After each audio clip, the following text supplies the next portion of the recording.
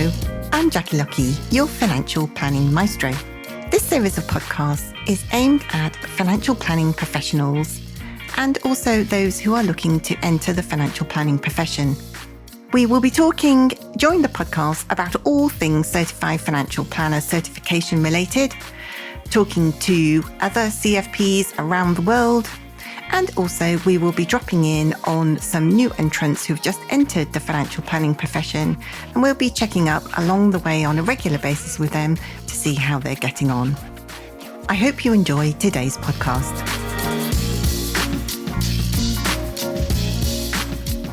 Hello and welcome. I'm Jackie Lucky, your financial planning maestro. And in today's podcast, we are talking all things relating to becoming a certified financial planner and completing the CISI Level 7 Case Study Financial Plan Assessment. And I am joined by somebody who has recently become a CFP professional themselves, and that is Laura Ripley, who is a financial planner from BRI Wealth Management. Hello, Laura. Hello, Jackie. Welcome, and thank you for joining me today and agreeing to be interviewed. It's a great pleasure to have you on board. Oh, thank you. Thanks very much for having me. So before we get started in the nitty-gritty of talking about the level 7 and the case study and all the ups and downs that traditionally comes with all of that, just tell us a little bit about how you got into the financial planning profession, please. Yeah, so it's been a long journey, but I started back in 2007 when I joined the industry, I would say, and I don't think at that time I had a vision or aspiration necessarily to be a financial planner. It was more about just absorbing what was going on in the financial services and finding my niche, I suppose, and building some experience and knowledge. But then probably about 10 years ago, my boss at the time gave me a fairly firm nudge to say you need to move on from that sort of behind the scenes role and become a client-facing planner. And I haven't looked back since then, actually. It's a very satisfying job, and I'm pleased I made that jump at the time. That's fantastic. Well, it's definitely our gain in the financial planning profession. And it's really interesting, isn't it, how sometimes you come across other people or work alongside other people who perhaps see something in you that you don't see in yourself. Yeah, definitely. I mean, my boss at the time was my mentor, really. And from the day I joined, even though I was pretty much just an office junior at the time, I should say just, should I? They're key people as well in any office. But he sort of took me under his wing and just pushed me. But it was almost like he knew how far to push me in at each time and the appropriate time. And as I said, I'm really glad that he pushed me into being a financial planner and that client-facing role. That's great to hear. And so when did you come across the CFP, and why did you decide to get involved, roll your sleeves up and complete it? Yeah, I have to say, I mean, CISI was probably only 3 or 4 years ago where I really started to get a good look in sort of the content and everything for some of the CPD, for example. But I'm a great believer in self-development and self-learning and things. So I have literally used nothing else for most of my CPD since. I think their content is just fantastic. Yeah. And a couple of my colleagues had done the CFP, and it was considering what level they are in terms of financial planning. I think they're brilliant individuals, and they really struggle at the CFP. And I thought, wow, this looks like a really good challenge. And I'm always up for that. So I thought it was time for me to give it a go. Excellent. Bite the bullet and, get on with it. And so let's talk about the process that you went through. Did you, you were a chartered financial planner with the CII, as well. Did you do the level 6 exam, or did you do the bridge assessment, the professional assessment? I did do the professional assessment, yes. So I think it was an online course that I did at the time. And that wasn't without its challenges. I mean, you can tell the standard of the CC qualifications overall just by this sort of content and examination. So yes, I did the professional assessment. Yeah, excellent. And so for those of our listeners who are kind of thinking, what on earth are you two talking about? Instead of, if you're already a chartered financial planner with a CII, then instead of doing the level 6 exam, which is part of the CFP pathway, the level 6 exam, then a level 7 case study, you can get an exemption from that if you do this online learning and 2 lots of tests, I think, aren't there, that you do instead that take, about 13 to 16 hours, something like that. Yeah, I definitely think that was the estimation that it gave. So yeah, I mean, it's not an insignificant amount of time that you need to spend on it. So don't think that it's a quick win, but it's probably quicker than doing the level 6 assessment with them, or level 6 examination with them. Yes. And also because the level 6 is only twice a year, isn't it? It's only in March and September. So if you wanted to embark on the level 7 and become a CFP a bit sooner than that, then, obviously it's a swifter way to get through to the level 7 case study, isn't it? Yeah, that's right. Yeah. Absolutely. So you passed that with flying colours. And then what happened? Did you move straight on to obtain your level 7 case study? Yes, I did. I pretty much did. I think there was probably a few months in between of finding the right time to fit it in.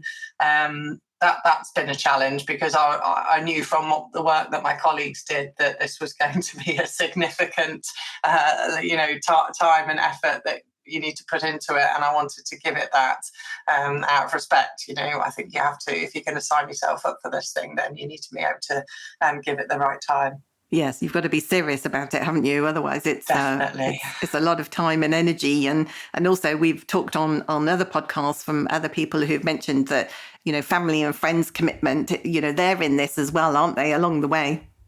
Yeah, and your teammates as well. My employer, I don't think I would have been able to do it without my employer at the minute. BRI were fantastic because they allowed me the time in my diary to allocate that to doing and you needed to apply a day at a time almost on the assessment because you need to get really stuck in and you're on doing some very complex calculations that you can't just then drop and go into something else and then pick it up again in half an hour. You need to be focused on just that for a day at a time. So they were very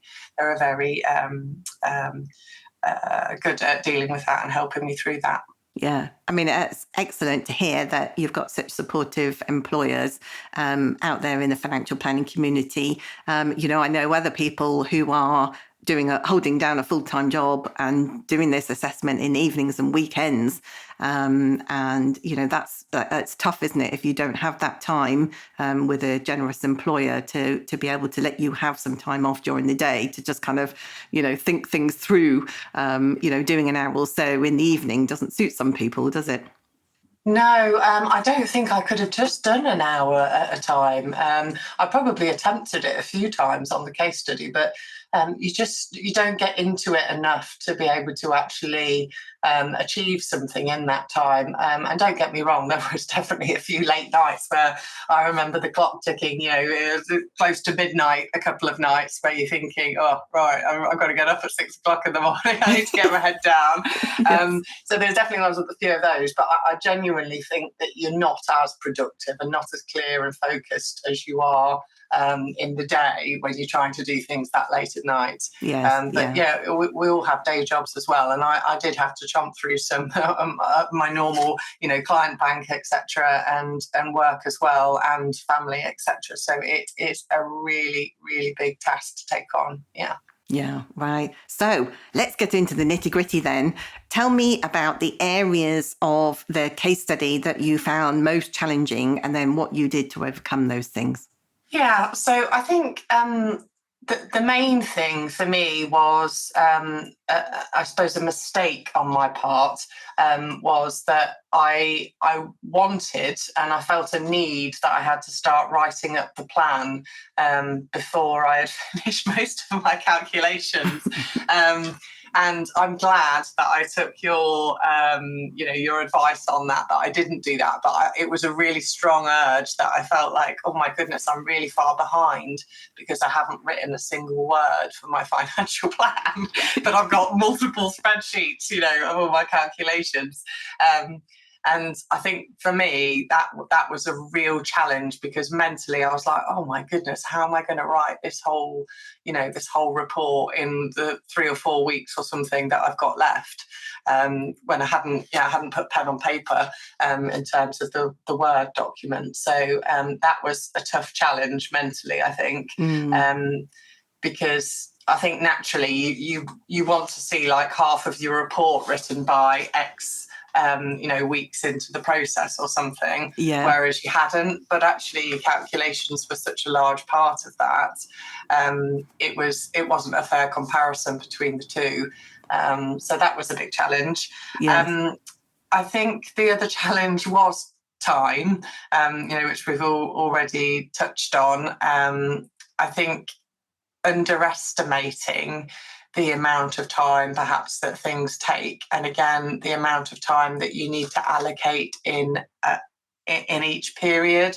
So I don't know whether it's how my mind works, or other people may be very different, but as I said, I genuinely do not think I would have produced or achieved anything if I'd picked this up for an hour at a time. It had to be like a 3-hour slot and then lunch and then another 3-hour slot or something, to actually feel like I was making progress.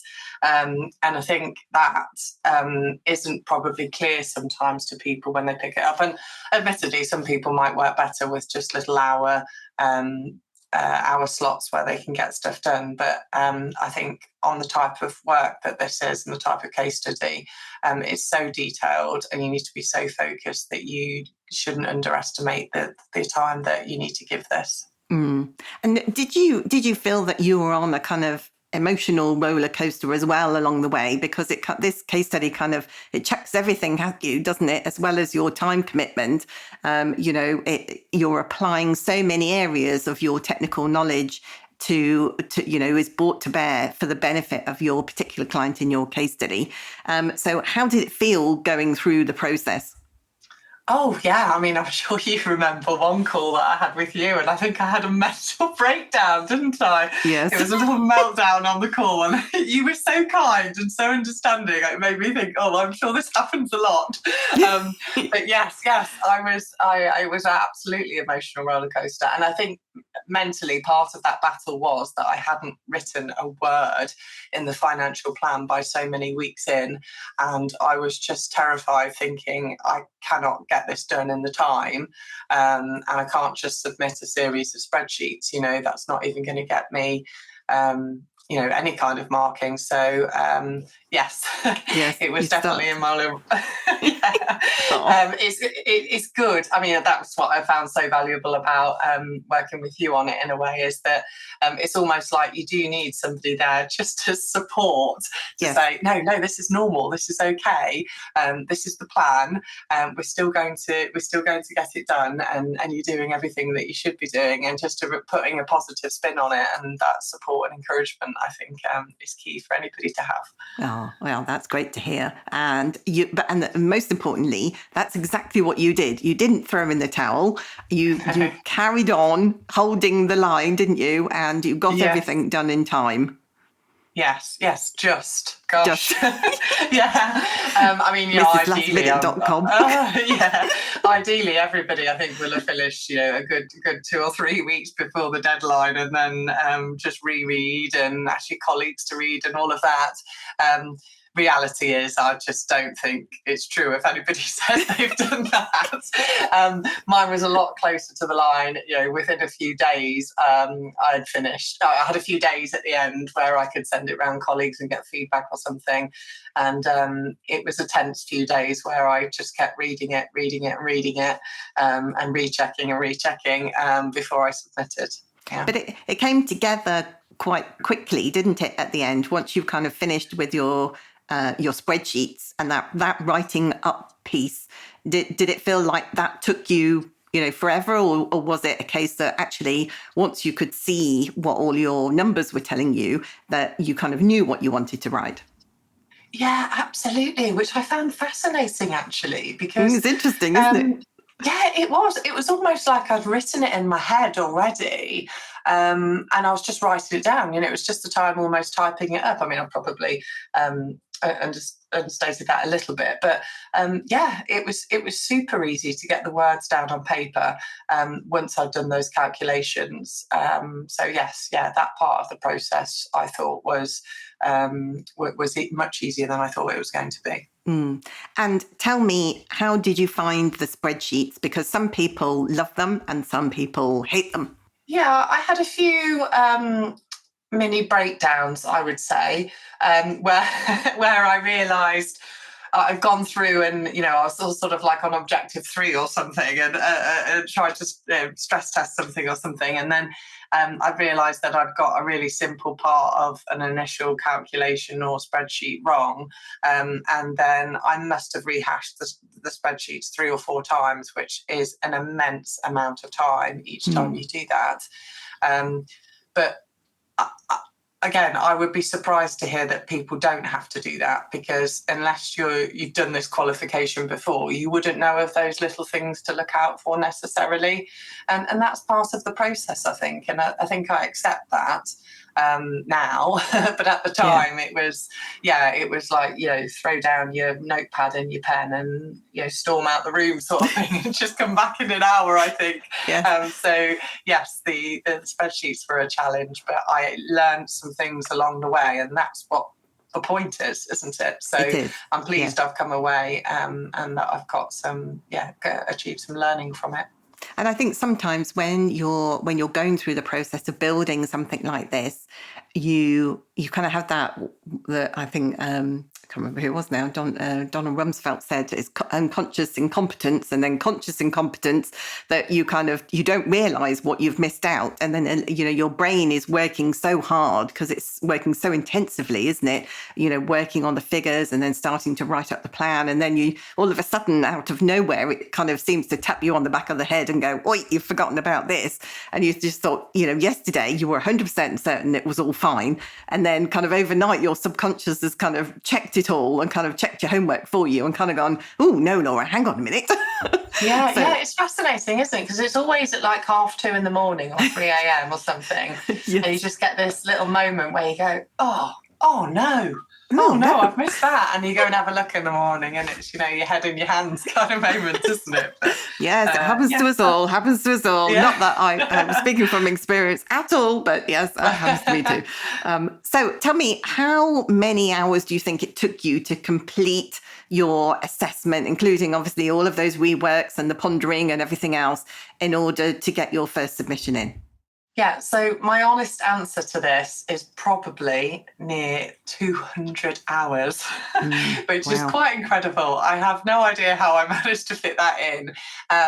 But as I say, there was a few late nights, any weekends I could allow, and the occasional day in the week that my employer let me have for this training. So it is a vast amount of time.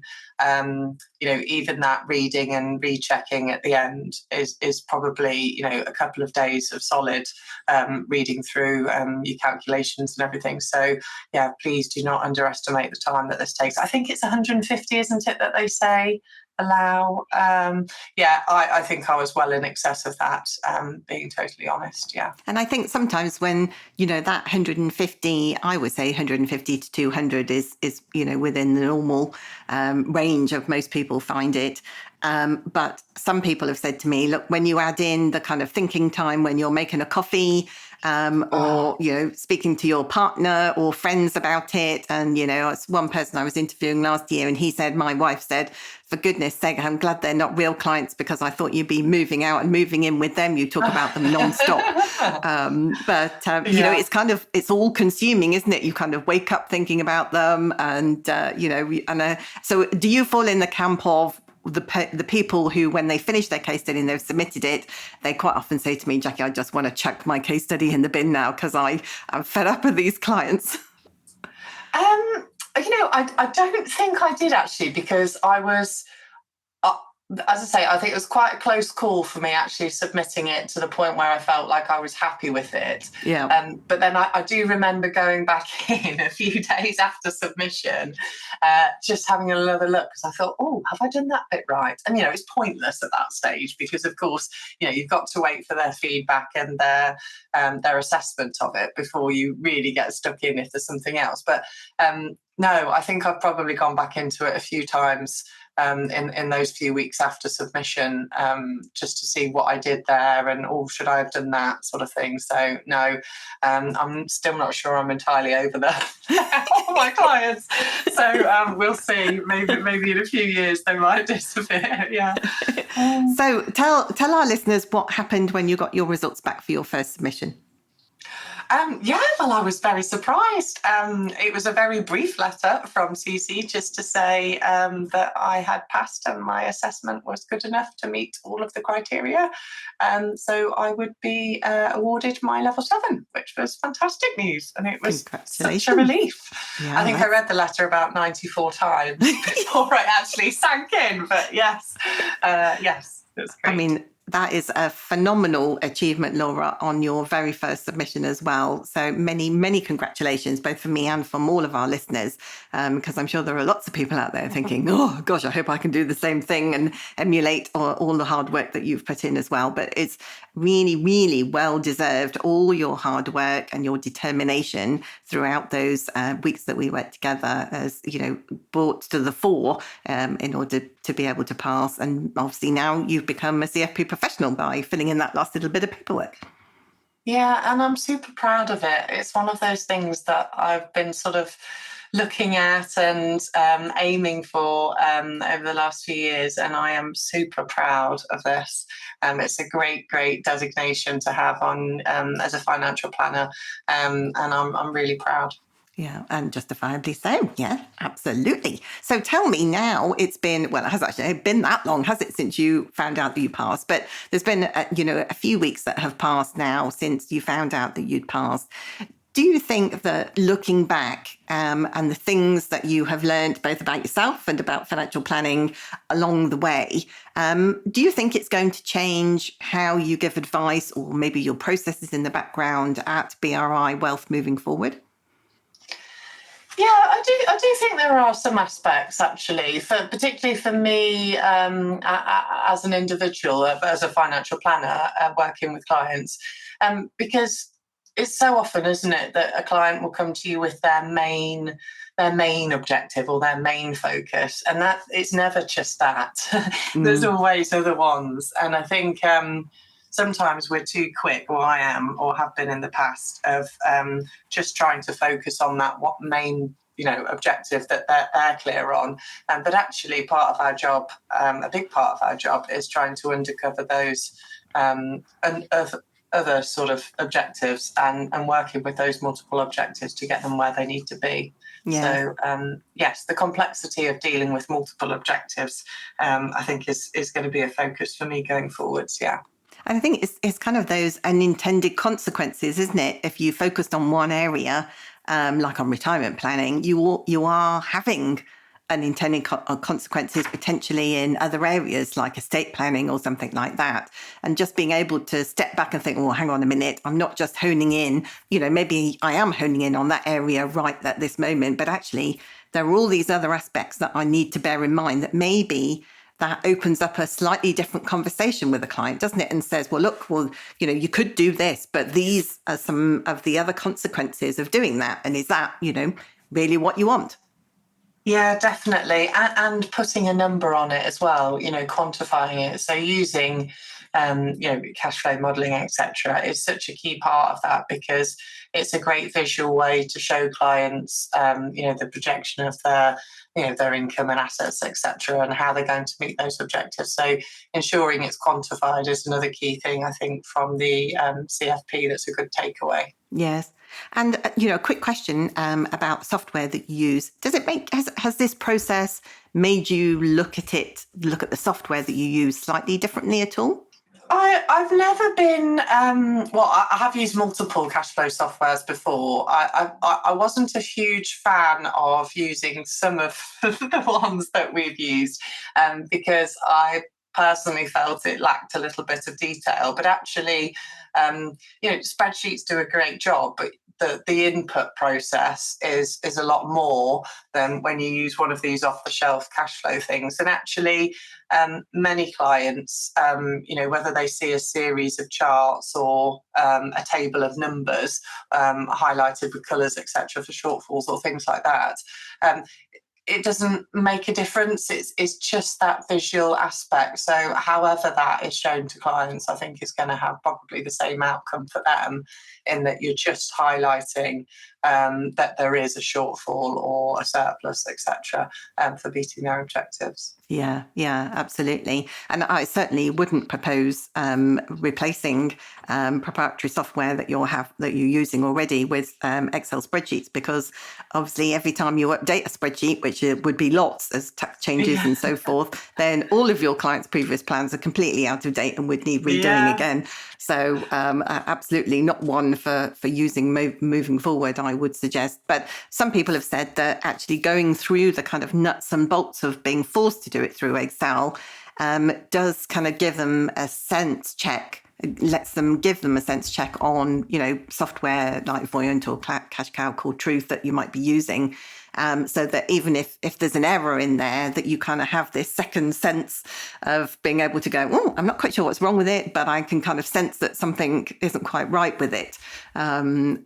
So, for some people, that seems to be a bit of a theme that's coming out in some cases. I guess it depends on, how well you understood your spreadsheets, doesn't it, really? And how, if that's your thing or not, gives you that insight sometimes.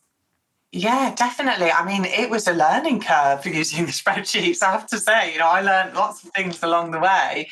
And yeah, I'm really pleased that I did it that way. Definitely, I will be using some form of that in the future for checking other analysis or anything. Definitely, yeah. Yeah. So we are nearly at the end of our interview today, Laura, already, although honestly, I could talk to you all afternoon and pick your brains a bit more, but I will stop rabbiting in a minute. So I just have one final question to ask you, and that is, what advice would you give to those who are starting on their journey to become a CFP professional today? Yeah, so my first tip is to just not underestimate the challenge and the case study, because it's 10 weeks and you really, really need every single minute of those 10 weeks. So I think not underestimating it from the start, that this is a huge challenge and they're expecting you to spend 10 weeks on this case study, and they're expecting whatever you produce to be 10 weeks of work. So think about it like that before you start, because I know we're all guilty in the past when we're sitting exams and we might, pick up the study text or do some quick old exam papers or something the week before. You cannot do this on this case study. That just won't wash, and that's why it's such a great accreditation to achieve. Secondly, I would probably say make sure you've got some support around you, whether that's in the form of you, Jackie, or your teammates or family or whatever. Just making sure you're really clear with them about what you're undertaking here, because as I said before, it's an emotional roller coaster at times, and it was nice to have somebody to pick me up and just go, oh, it's going to be okay, and this is normal. Because if you don't have that, I imagine there's a chance that some people might just walk away mid case study, or not get to the end and achieve what they want to achieve. So that's nice to have some support around you.